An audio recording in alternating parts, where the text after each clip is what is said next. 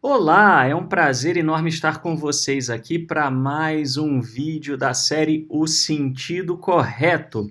E hoje então nós vamos falar sobre um versículo que, para variar, é bastante mal utilizado, mal compreendido, que é o versículo de Jeremias 29:11. Certamente você já ouviu esse versículo sendo citado como um chavão para você em algum momento. O versículo diz o seguinte: porque eu bem sei os pensamentos que tenho a vosso respeito, diz o Eterno, pensamentos de paz e não de mal, para vos dar o fim que esperais. E qual é o entendimento popular sobre esse versículo que é usado justamente nesses chavões que se fala por aí? Bom, o entendimento popular é de que tudo dará certo na sua vida, né? Isso é muito utilizado principalmente se você estiver num mau momento, estiver tendo algum problema, né? Então vem alguém e cita esse versículo para você. Muitas vezes com o intuito de dizer que você vai alcançar o que você deseja, né? O fim que esperais seria isso. Então, aquilo que eu desejo e eu não estou alcançando e eu estou sofrendo com isso, então eu vou alcançar, né? Seria uma promessa de que eu vou alcançar aquilo que eu desejo. Muita gente utiliza esse versículo também para dizer que o mal que a gente está atravessando, ele é passageiro, né, e vai concluir, vai terminar com uma vitória depois, né? E seria esse versículo supostamente, então, uma promessa a todas as pessoas que confiam no Eterno. Se você confiar no Eterno, então qualquer sofrimento, qualquer mal que você tenha, ele é passageiro e você vai alcançar aquilo que você espera e vai dar tudo certo na sua vida. Geralmente o versículo ele é aplicado dentro dessas situações com algumas variações. E nós vamos ver por que essa forma de aplicar esse versículo é completamente equivocada. Bom, o primeiro erro é que esse versículo ele não é uma promessa geral, né? Ele não é uma promessa para todas as pessoas. Ele tem endereço certo, né? E quando você tem na Bíblia uma promessa direcionada a uma pessoa específica, você até pode se inspirar nela, você pode extrair motivação dessa promessa, mas você não pode dizer que essa promessa, né, tirada do contexto, ela vai se aplicar a todo mundo, né? Então, o capítulo 29 do livro de Jeremias, né, e como de costume, boa parte dos problemas está porque as pessoas se apegam a versículos isolados e não leem o capítulo todo. O capítulo 29 começa dizendo: são estas as palavras da carta que o profeta Jeremias enviou de Jerusalém. Então, Jeremias escreveu de dentro de Judá, de dentro de Jerusalém, e ele mandou uma carta ao resto dos anciãos do cativeiro, aos sacerdotes, aos profetas e a todo o povo que Nabucodonosor havia deportado de Jerusalém para a Babilônia. Isso aconteceu depois que saíram de Jerusalém o rei Jeconias, a rainha mãe, os oficiais, as autoridades de Judá e Jerusalém e os carpinteiros e ferreiros. Então, essa profecia, ela se destinava ao povo de Judá, mas não era nem Judá inteiro, né? Era a liderança de Judá que havia sido exilada, né? Por isso os anciãos, os sacerdotes, os profetas, enfim, né? Todo aquele pessoal que Nabucodonosor havia levado, né, num primeiro exílio. Nabucodonosor ele sobe, né, contra Judá por duas vezes. Na primeira vez ele saqueia a cidade de Jerusalém, ele saqueia o templo e ele leva cativa a liderança. E é dentro desse contexto que Jeremias faz a promessa. Então não é uma promessa para todo mundo. De novo, você pode se inspirar numa promessa feita para algum personagem bíblico, né? Por exemplo, tem uma promessa muito legal que foi feita para Davi ou que foi feita para Elias. Eu posso tirar inspiração disso? Posso, mas eu não posso dizer que é para mim, certo? Então, essa promessa, ela tem um destinatário, né? E esse destinatário não é todo mundo, não é sequer todas as pessoas em Judá, mas sim aqueles de Judá que haviam sido exilados. Isso nos leva ao segundo erro das pessoas que é não conhecer o contexto histórico. Eu costumo aqui dizer o seguinte: se você quer entender os profetas, você não quer cair vítima de interpretações totalmente fantasiosas e distorcidas acerca dos profetas, você precisa conhecer pelo menos o básico do contexto histórico. E para isso é muito importante o livro de Reis, né? Os livros de Reis, na verdade é um livro só dividido em duas partes, né? Reis e Crônicas. Tá? Então, primeira e segunda parte do livro de Reis, primeira e segunda parte do livro de Crônicas. Né? Precisa conhecer esse contexto para poder não cair em interpretações absurdas e descabidas. E neste caso em particular, desse versículo, a gente precisa então ler 2 Reis 23, 28 até o 25, 30. E 2 Crônicas 35, 20 até o 36, 23. E eu peço a você que em algum momento faça essas duas leituras. Se você quiser, pause este vídeo, vai fazer essas duas leituras e depois retoma. Ou pelo menos depois de assistir esse vídeo, faça essa leitura que isso vai ficar mais claro para você. Eu vou apresentar aqui um resumo dos principais elementos do contexto histórico. Tá? Então, o que aconteceu? A Assíria, ela dominava, num dado momento, ela dominou ali a região, né, do Antigo Oriente Médio, principalmente, né, a região da terra que é costumeiramente chamada de Canaã, né, já tinha exilado o Reino do Norte, o Reino de Israel, e Judá tinha permanecido, e Judá era um vassalo da Assíria. Ok? Muito bem. Aí o Império Assírio, ele entrou em declínio, né, em boa parte porque a Babilônia subiu contra eles, tá? E o Egito se aproveitou do declínio da Assíria, da derrota do Império Assírio para os babilônios, inclusive, e ele então, aproveitando o enfraquecimento da região, ele domina a região ali de Judá, né, e também adjacências por um período. E, obviamente, o Egito entrou em conflito com a Babilônia, porque a Babilônia estava interessada em expandir o seu reinado, né, para baixo, e o Egito vinha de cima. Ok? Muito bem. O que aconteceu? Nessa época, o Egito dominava Judá. Né? O Egito conseguiu dominar Judá a partir justamente da queda da Assíria. Tá? E aí, então, o que aconteceu foi que Judá ficou um tempo dominado pelo Egito, mas o Egito ele foi derrotado pela Babilônia. E aí, no que ele foi derrotado pela Babilônia, Judá passou a ser vassalo da Babilônia.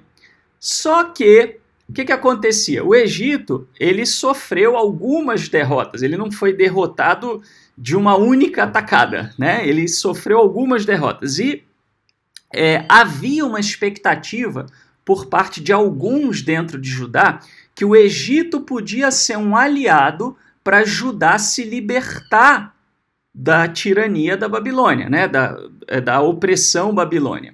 Muito bem, então a elite em Judá ela meio que se dividia, né, entre aqueles que defendiam uma aliança com a Babilônia, se manter em aliança com a Babilônia, e aqueles que achavam que era importante era importante recrutar a ajuda do Egito para se insurgir contra a Babilônia.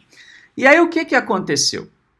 O rei de Judá, Jeconias, ele se revoltou contra a Babilônia, e aí o rei Nabucodonosor II, ele obviamente, né, é certo que ele contava, né, com o apoio egípcio, né, aquela coisa do inimigo do meu inimigo é meu amigo, né, e ele então se revolta contra a Babilônia, e o rei Nabucodonosor responde com dureza, ele invade Judá, ele saqueia Jerusalém, ele pilha o templo e ele leva um monte de gente cativo, inclusive Jeconias. Ok? E aí o que ele faz? Nabucodonosor ele aponta Zedequias para poder governar Judá. Né? Zedequias então é apontado como um regente em Judá, só que a elite de Judá, que estava exilada na Babilônia, ela ainda considerava Jeconias como rei legítimo.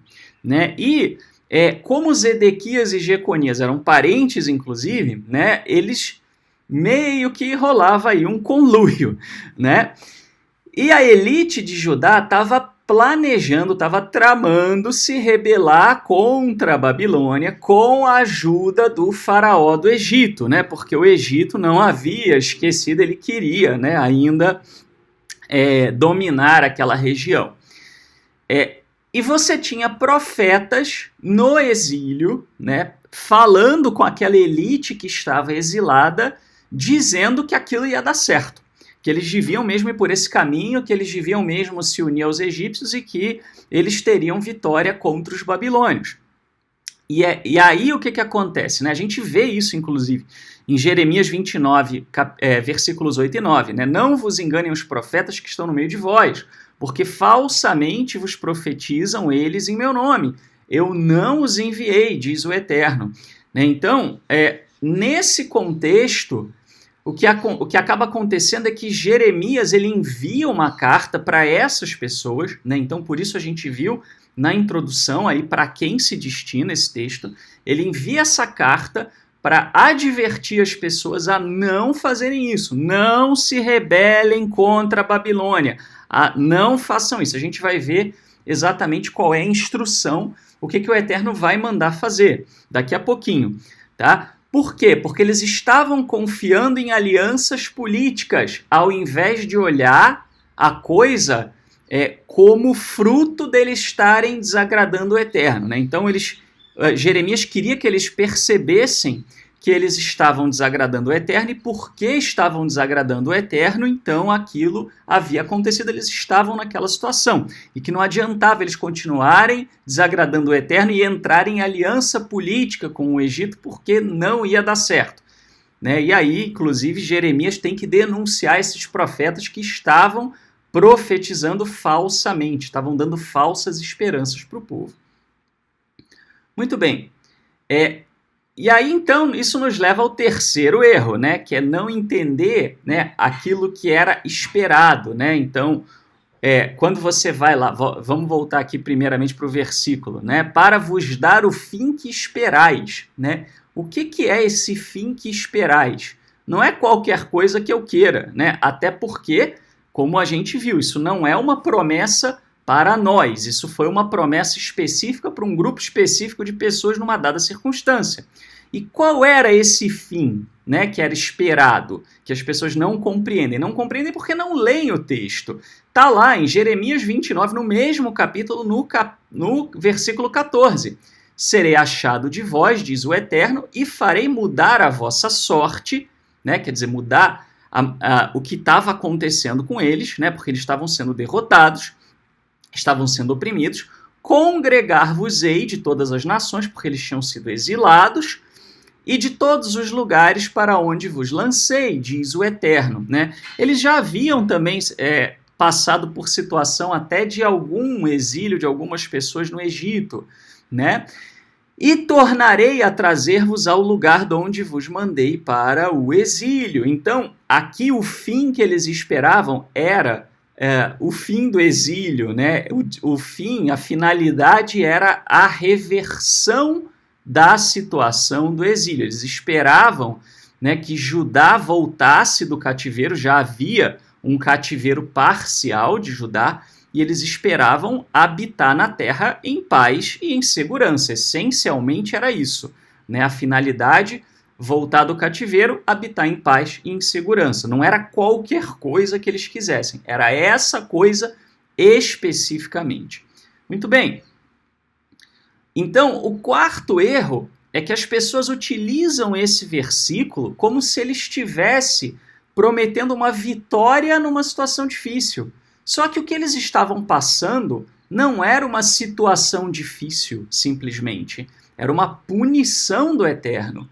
Né? Então, na realidade, aqui era a reversão. Esse versículo ele promete que a punição vai ser revertida. Né? Então o profeta diz: assim diz o Eterno dos Exércitos, o Senhor de Israel, né? Eterno dos Exércitos, muito comumente usado, né, nesse contexto, né, de militarismo, né, de conquista de um povo, conquistar o outro, de batalhas literais, etc. Né? a todos os do cativeiro. Olha de novo para quem isso se destina, né? Os quais eu fiz transportar de Jerusalém para a Babilônia. Então o que o Eterno está dizendo é o seguinte, olha, vocês perderam foi porque eu quis, fui eu que fiz isso. Isso aqui é uma punição minha, não é simplesmente uma dificuldade ou uma adversidade da vida. Tá? Então o próprio Eterno transportou o povo para a Babilônia.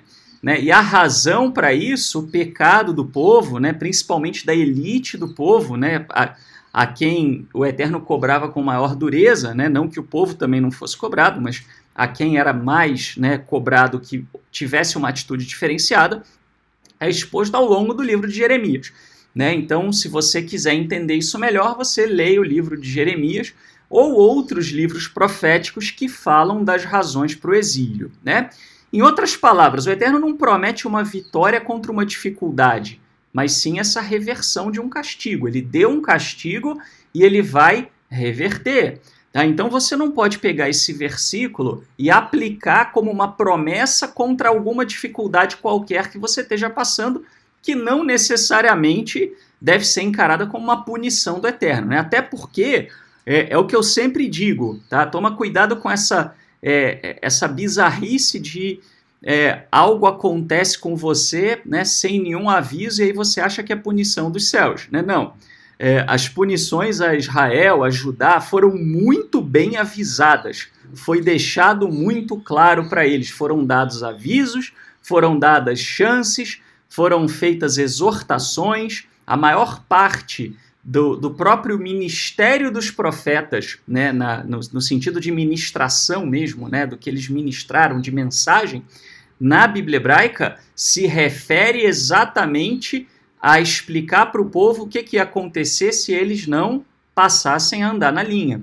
Então o Eterno sempre avisa, ele não dá uma punição para você ter que ficar adivinhando o que foi que você fez. Tá? Isso daí não é fruto do Eterno, né? Isso é fruto, às vezes, da pessoa não entender como é que o Eterno age, tá? A pessoa pensar assim.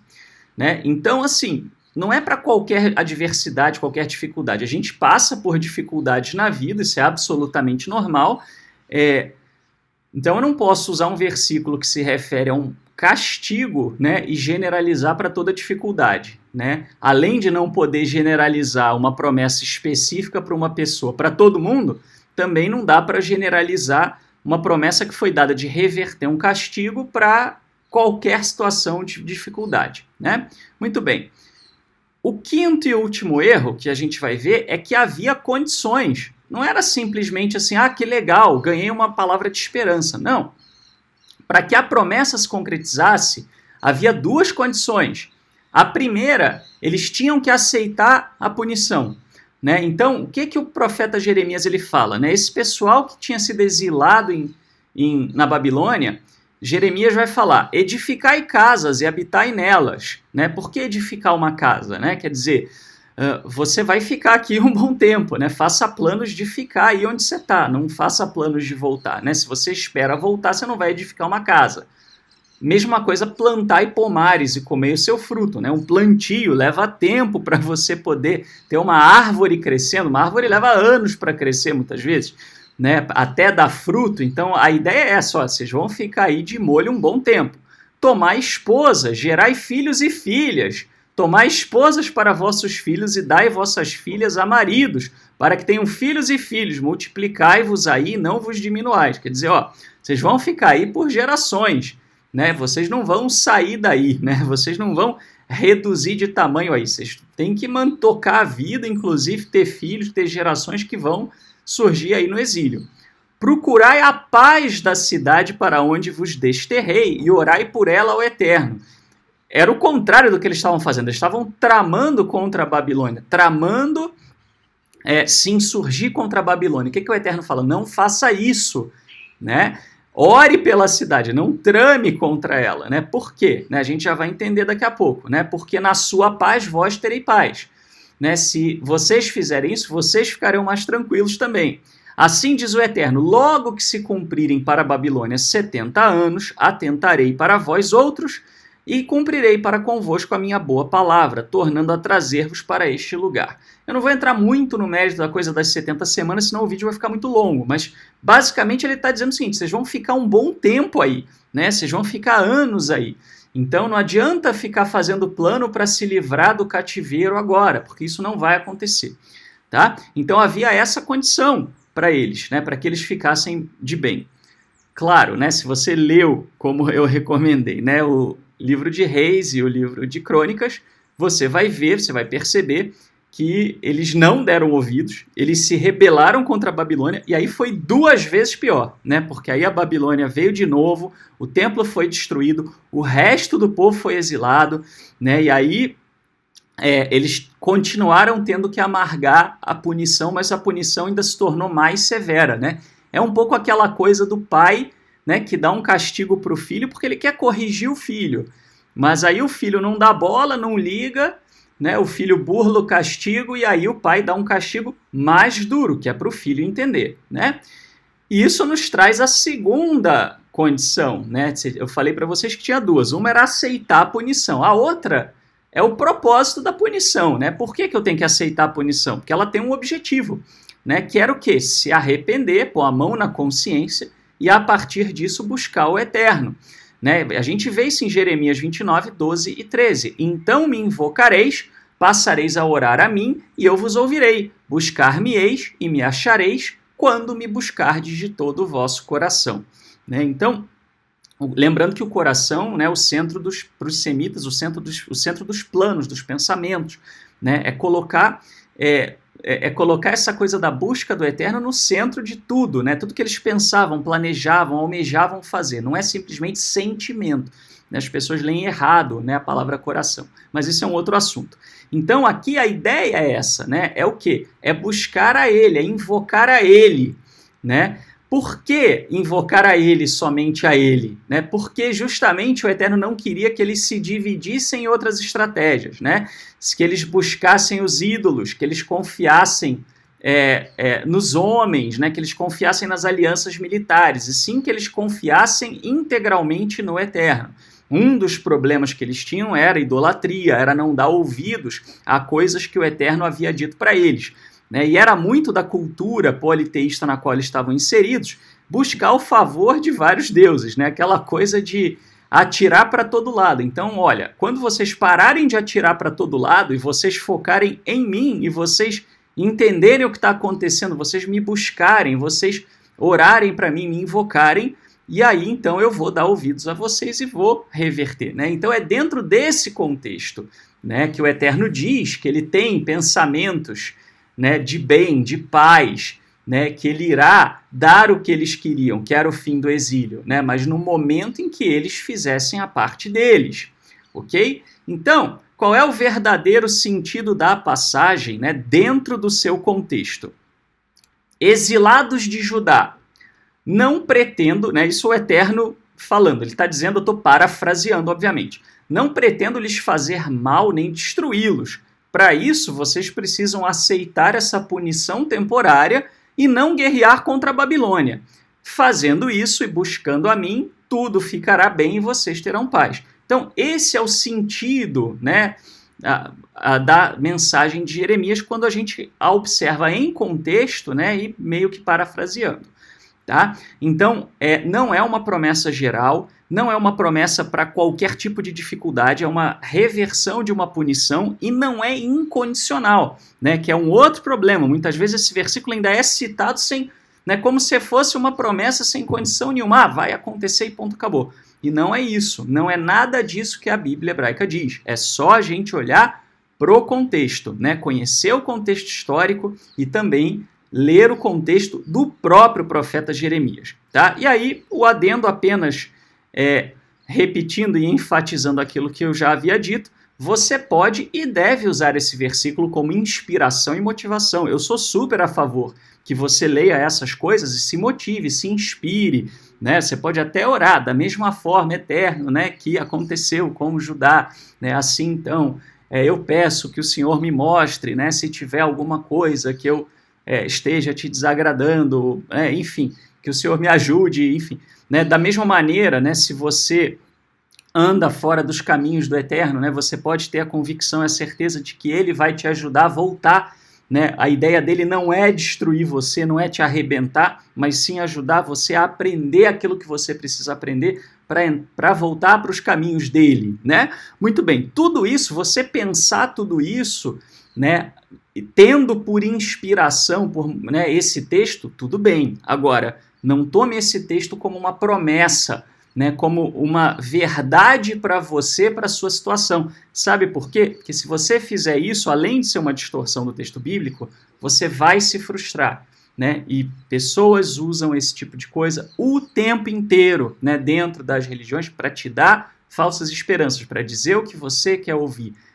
Às vezes bem intencionados, porque as pessoas querem bem a você, querem te ver bem, às vezes até mal intencionados, querendo algo de você, né? Então esteja atento e aprenda sempre com o contexto das Escrituras para você ter uma fé sólida, né, para que você seja bem fundamentado no texto que você está citando, ok? Espero que vocês tenham gostado deste vídeo e se você aprecia esta série, né, então eu peço encarecidamente que você contribua, colabore conosco, né? Eu sei que está um pouco difícil esse período de pandemia, mas por favor faça um esforço, né? Eu peço de retribuir, né, esse carinho que eu tenho aqui com vocês de apresentar esse material, né? Então retribua também, faça a sua parte para que a gente possa, né, cobrir os nossos custos e também fazer cada vez mais e melhor, né? Nós não prometemos nada em troca, porque nós entendemos que isso deve ser uma percepção, né, de que se você aprende, né, se você se alimenta aqui de conhecimento, né, então também deve retribuir, né? Afinal, é o princípio da retribuição. Muito obrigado e até a próxima, se o Eterno assim nos permitir.